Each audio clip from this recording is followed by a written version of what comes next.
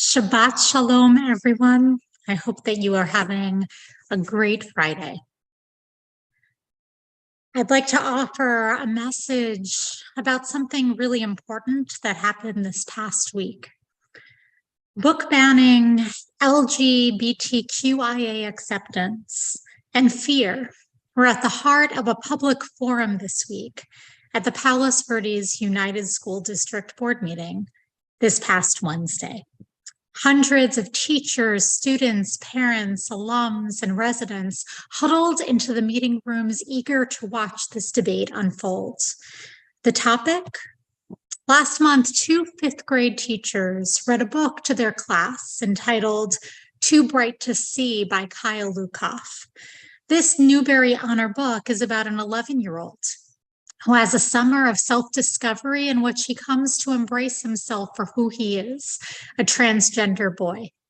It's a heartwarming story about a boy who grapples with gender identity and is met with acceptance and love. Students enjoyed the book, but not everyone was happy. A group of parents objected after learning that this book was taught at Vista Grande Elementary School.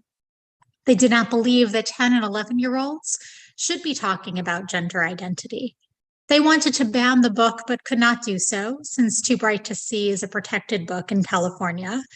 They then turned to intimidation, releasing the name of at least one teacher who read it. The teacher and principal received an onslaught of angry emails, messages that they hadn't anticipated and couldn't understand. Parents then asked the board to consider appointing a board-sponsored curriculum committee so that they could have a say in the books teachers bring into their classrooms. As the meeting began this past Wednesday, the tension in the room was palpable. The board announced 51 people had requested to speak about the issue. I was among them. Speaker after speaker came to the podium, and this lasted for 2.5 hours. Some were parents who do not feel that gender identity should be brought into our elementary schools. Some were students who spoke profoundly about their experiences in the district. Two brave transgender adults talked about their experience navigating bullying, social norms, and isolation as young children. They knew they were different, but didn't have the words or understanding to navigate their gender identity. They spoke about how this book could have helped them if it had been around when they were little. Not only could they see themselves within the literature, but classmates could also better understand them. Teachers came to talk about students who had come out to them, some with pride and joy, and others with fear in their eyes, worried about telling even their parents.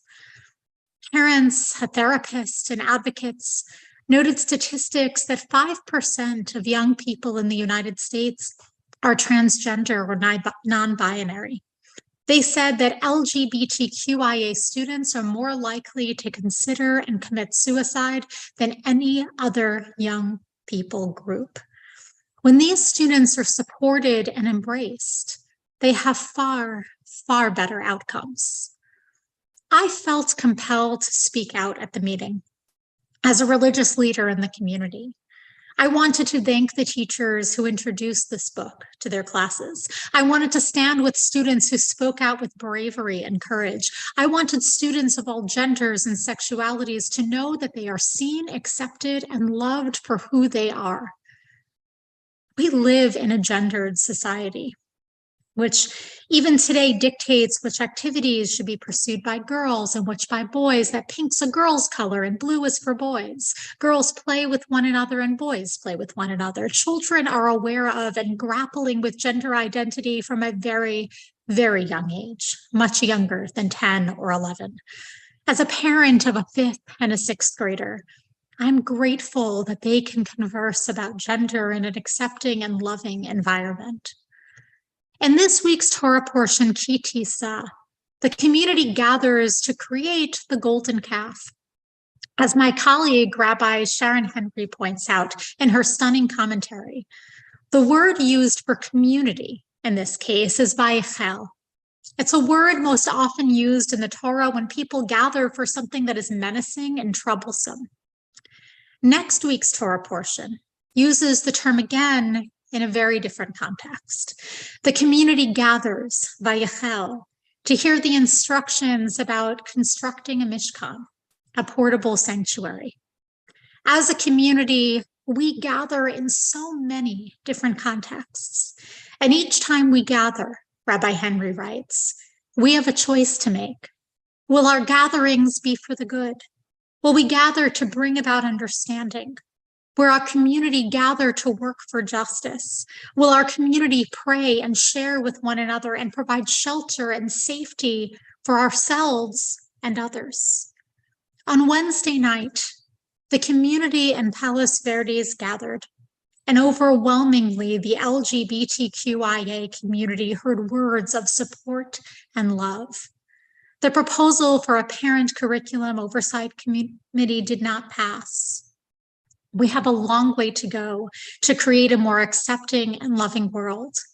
But Wednesday night was a victory for LGBTQIA families and supporters. In truth, it was a victory for us all. May we gather many, many times in the near future and beyond to create opportunities for sanctity, for acceptance, and for love. Shabbat Shalom.